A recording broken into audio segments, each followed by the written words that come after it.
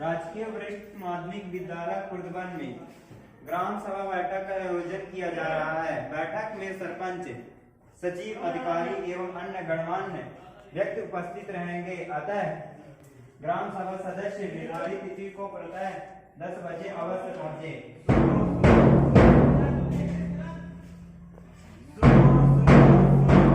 दिनांक 12 नवंबर 2024 को राजकीय वरिष्ठ माध्यमिक विद्यालय खुर्दबन में ग्राम सभा बैठक का आयोजन किया जा रहा है।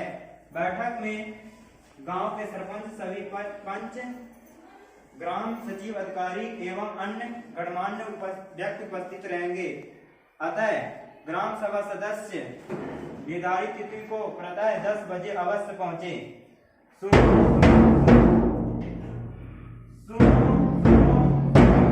दिनांक 12 नवंबर 2024 को राजकीय वरिष्ठ माध्यमिक विद्यालय खुर्दबन में ग्राम सभा बैठक का आयोजन किया जा रहा है।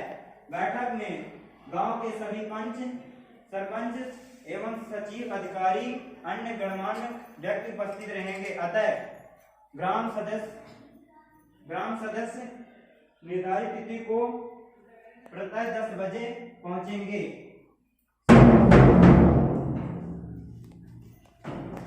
ग्राम सभा के सभी सदस्य, अधिकारियों व कर्मचारियों का मैं तहे दिल से हार्दिक स्वागत करती हूँ तथा अभिनंदन करती हूँ कि आप सभी इस बैठक में आए।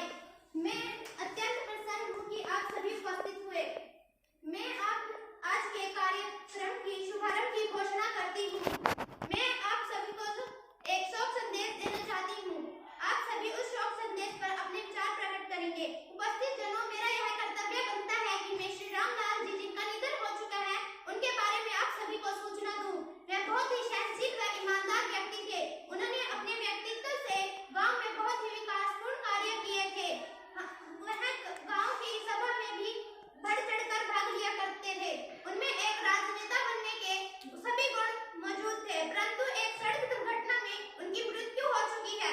हमें अत्यंत खेद है कि हमने एक सच्चे और ईमानदार व्यक्ति को खो दिया है। मैं अपनी और पंचायत की ओर से संवेदना प्रकट करती हूँ तथा श्रद्धांजलि अर्पित करती हूँ। मैं आप सभी सदस्यों से निवेदन करती हूँ कि उनकी आत्मा की शांति के लिए 2 मिनट का मौन धारण करेंगे।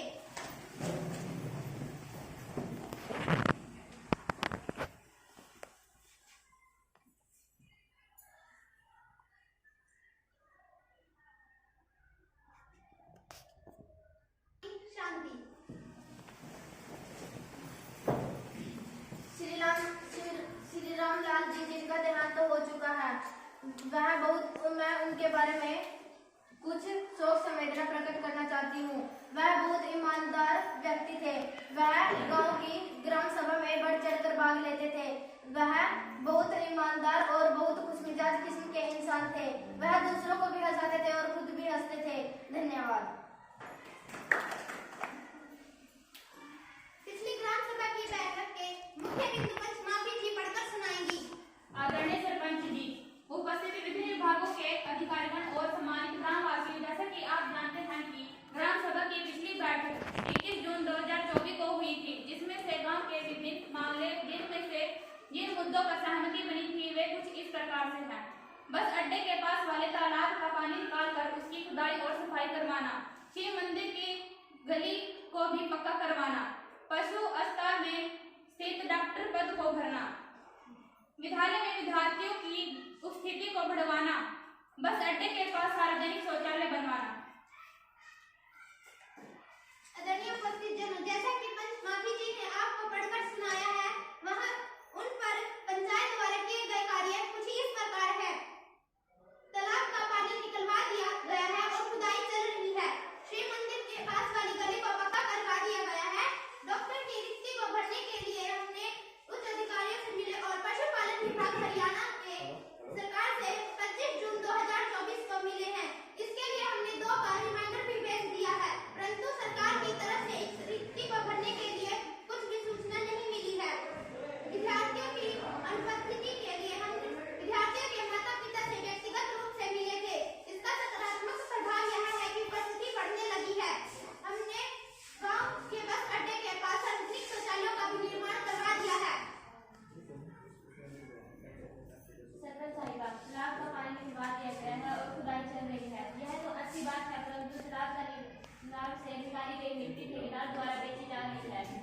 अगर इस मिट्टी को गांव के सरकारी स्कूल में गिरा दिया जाए तो ज्यादा अच्छी बात होगी। इससे तालाब की खुदाई भी हो जाएगी और मैदान का भ्रष्ट भी हो जाएगा। क्यों भाई और बहनों, ठीक है ना?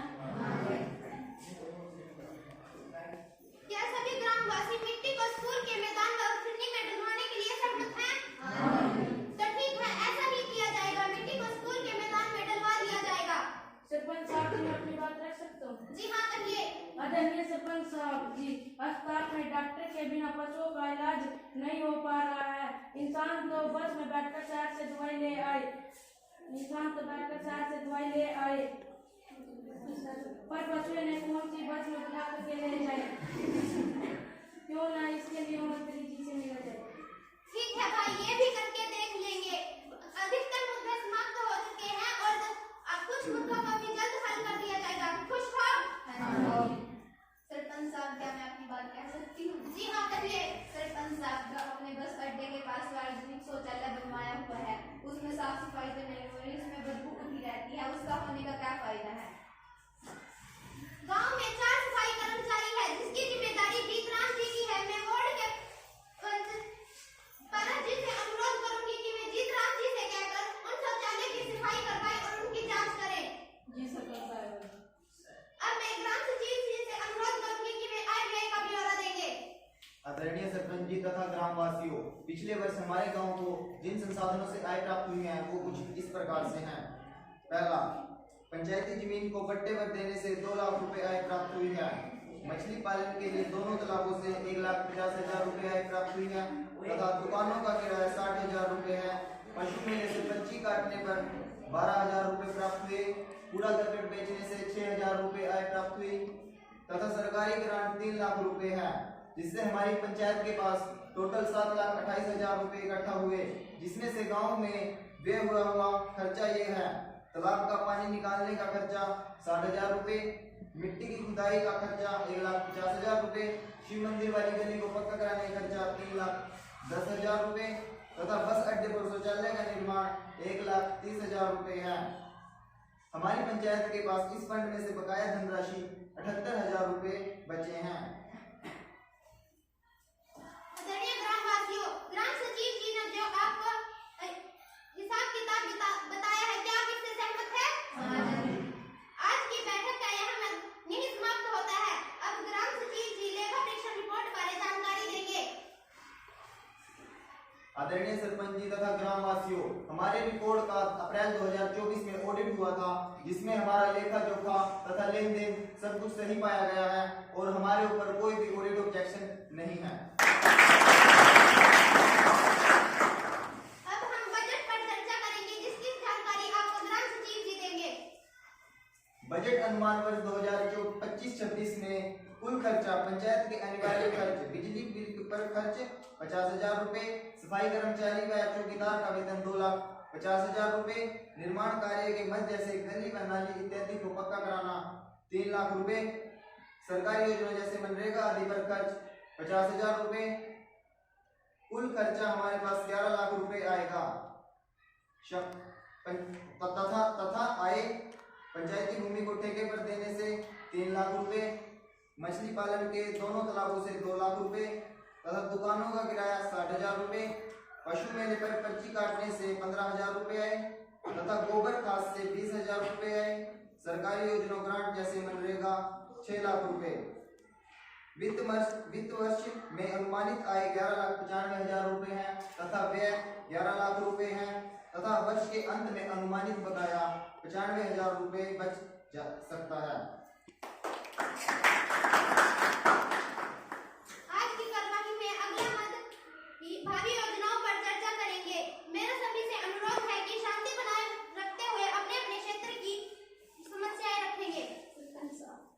साहब जी, क्या आपकी बात? जी हाँ, कहिए। सरपंच साहब जी, पहले तो मैं सरपंच साहब का धन्यवाद करना चाहूंगी कि उन्होंने मुझे बोलने का मौका दिया है। सरपंच साहब, गांव में शहर से टेंट मंगवाकर घर के आसपास खाली स्थानों में टेंट लगवाने पड़ते हैं, जिससे लोगों का बहुत ही अधिक खर्चा होता है। इसलिए मैं चाहती हूँ कि जल्द से जल्द समुदाय भवन का निर्माण करवाया जाए। सरपंच साहब मैं अपनी बात रख सकता हूँ? जी हाँ, कहिए। सरपंच साहब आप जानते हैं कि आजकल बच्चों के लिए खेलों में बड़ा स्कोप है और बच्चे नशे की आदि से भी दूर रह सकते हैं। मेरा सुझाव है कि हमारे गांव में स्टेडियम का निर्माण करवाया जाए जिससे उनका स्वास्थ्य तो अच्छा रहेगा और जब ये खेलों में जाकर मेडल लाएंगे तो हमारे गांव व देश का नाम रोशन होगा। अंततः मेरे इस प्रस्ताव पर विचार किया जाए। सरपंच साहब, क्या मैं अपनी बात कह सकती हूँ? जी हाँ, जरूर जरूर, क्यों नहीं। सरपंच साहब, जैसा कि हम सभी जानते हैं कि हम खेती बाड़ी करने वाले किसानों के लिए सरकार ने पोर्ट्रेट बनवाए हुए हैं। उन्हें इंटरनेट द्वारा सूचनाएं भरनी पड़ती है और गांव के स्कूल के बच्चों को भी स्कूल संबंधित कार्यों के लिए इंटरनेट की आवश्यकता पड़ती है। तो मेरी आपसे निवेदन है कि गांव में एक CSC सेंटर खुलवाएं जिससे गांव के लोग बार बार शहर बाजार जाने से बचें। सरपंच साहब के बात कर सकते हैं? जी हाँ, आप भी अपनी बात रखिए। अपने गांव में कोई भी सिलाई सेंटर नहीं है। अगर खुलवा दिया जाए तो लड़कियां भी सिलाई सीख सकती हैं जिनसे उनकी कुछ आय प्राप्त हो। इस बात का विचार किया जाए। सरपंच साहब मुझे तो अपनी बात रखिए। जी हाँ, रखिए। सरपंच साहब, हमारे गांव में पार्क की बहुत ज़्यादा जरूरत है जिसमें यहाँ पर हमारे गांव में छोटे बच्चे गलियों में यहाँ वहाँ खेलते रहते हैं और बुजुर्ग भी यहाँ वहाँ खड़े होकर अपना समय व्यतीत करते रहते हैं। जो हमारे गांव में पार्क होगा तो छोटे बच्चे झूलों के साथ खेल पाएंगे और बुजुर्ग भी खुली व स्वच्छ हवा में योग तथा व्यायाम कर पाएंगे जिससे उनका स्वास्थ्य अच्छा तो रहेगा और गांव की शोभा भी बढ़ जाएगी। अंततः मेरा प्रस्ताव यह है कि गांव में एक पार्क का निर्माण करवाया जाए। धन्यवाद। और किसी साथी को कोई निर्माण संबंधी कोई बात रखनी है? नहीं जी। अब ग्राम सचिव जी जो गांव वालों ने समस्या बताई है उनका पढ़कर सुनाएंगे। जी सरपंच जी, आज की बैठक में निम्न योजनाएं रखी गई। पहला, सामुदायिक भवन का निर्माण। दूसरा, स्टेडियम का बनाना। तीसरा, CSC सेंटर खुलवाना। चौथा, सिलाई सेंटर खुलवाना तथा पांचवा, गांव में एक पार्क का निर्माण करवाना।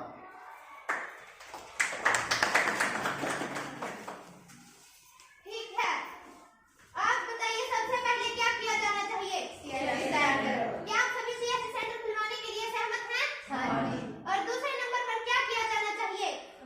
सामुदायिक भवन। और तीसरे नंबर पर सिलाई। और चौथे नंबर पर तो ठीक है, आपके बताए क्रमानुसार आपकी सारी मांगे पूरी की जाएंगी।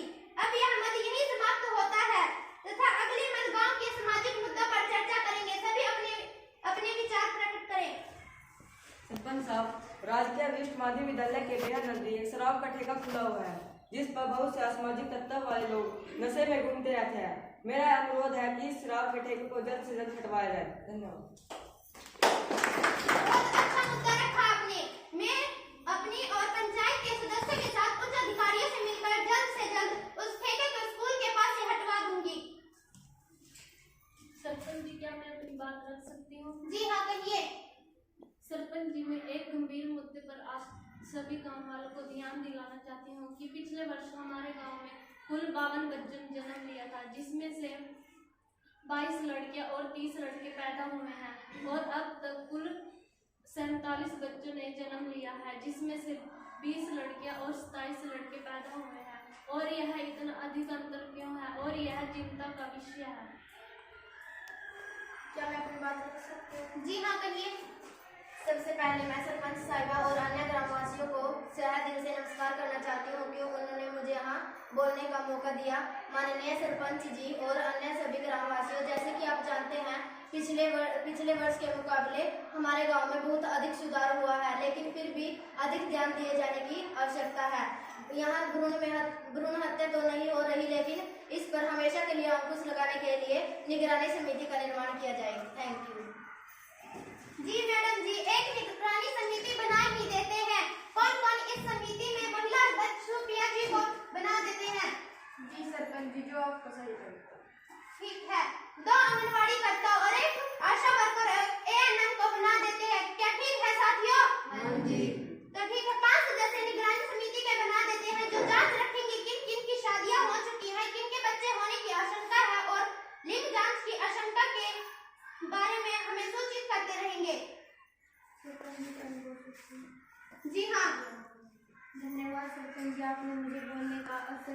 अपना गांव स्वच्छ एवं निर्मल गांव है।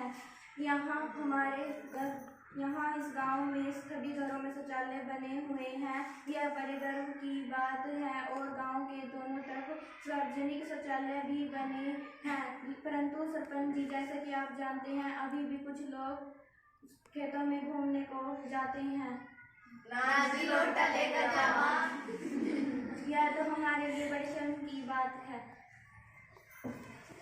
तो हाँ साथियों, सभी आज यहीं मौजूद हैं। मेरा आप सभी से हाथ जोड़कर निवेदन है कि सभी अपने घर का या सार्वजनिक शौचालय ही प्रयोग करें। जाओगे ना, या इसकी भी निगरानी रखनी पड़ेगी। सरपंच जी, हमारे विद्यालय के बच्चों की एक टीम बनी है जो यह निगरानी रखती है और बाहर घूमने जाने वालों के नाम लिखकर वह किस समय और किस जगह पे गई इसकी सूचना आपको दे देगी।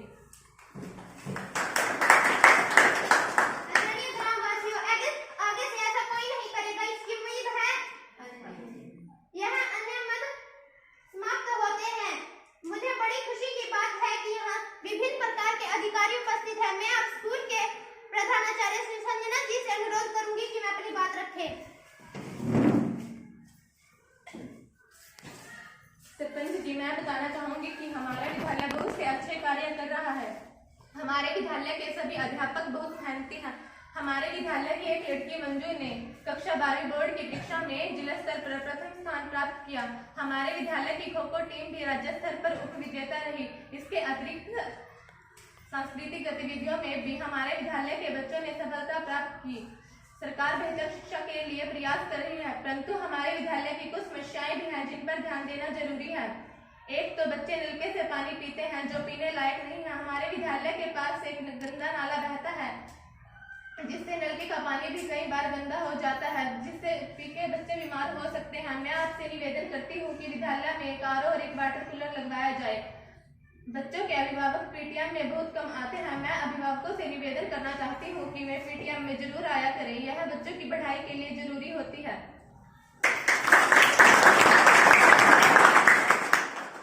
जी प्रधानाचार्य जी, हम इन समस्याओं को दूर करने का प्रयास करेंगे। अब मैं डॉक्टर साहिबा तमन्ना जी से अनुरोध करूंगी कि वे अपनी बात रखें।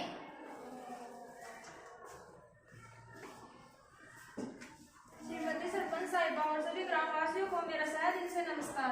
मैं सरपंच साहिबा का धन्यवाद करना चाहती हूँ कि उन्होंने मुझे ग्राम सभा की बैठक में बुलाया, और मैं आप सभी का भी धन्यवाद करना चाहती हूँ कि आप अपना कीमती समय निकालकर इस बैठक में आए।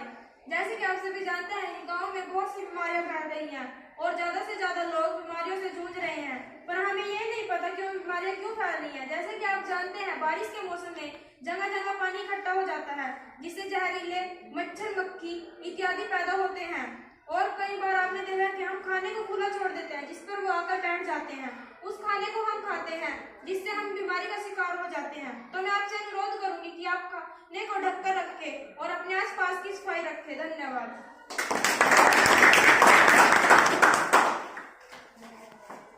अब बिजली विभाग के एसडीओ साहब जो हमारे बीच मौजूद है, वे अपनी बात रखेंगे।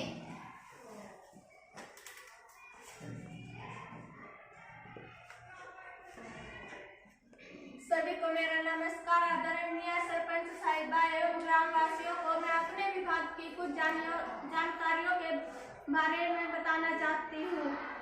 एक तो मैं बताना चाहती हूँ कि बिजली की बचत की आदत डाल लो। दूसरा, हमारा विभाग 75 रुपए में एलईडी बल्ब देता है।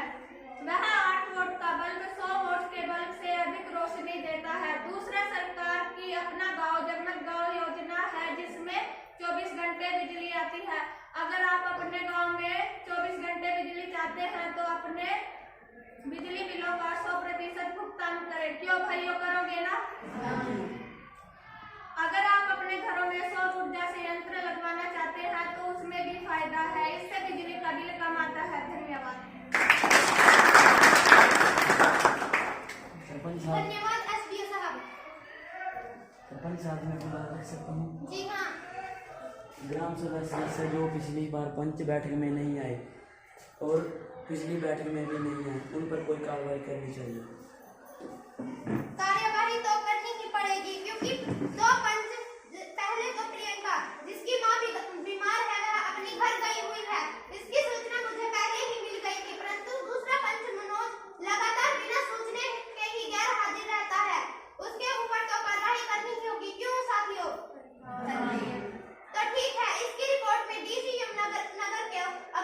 भेज दूंगी तथा मैं आप सभी का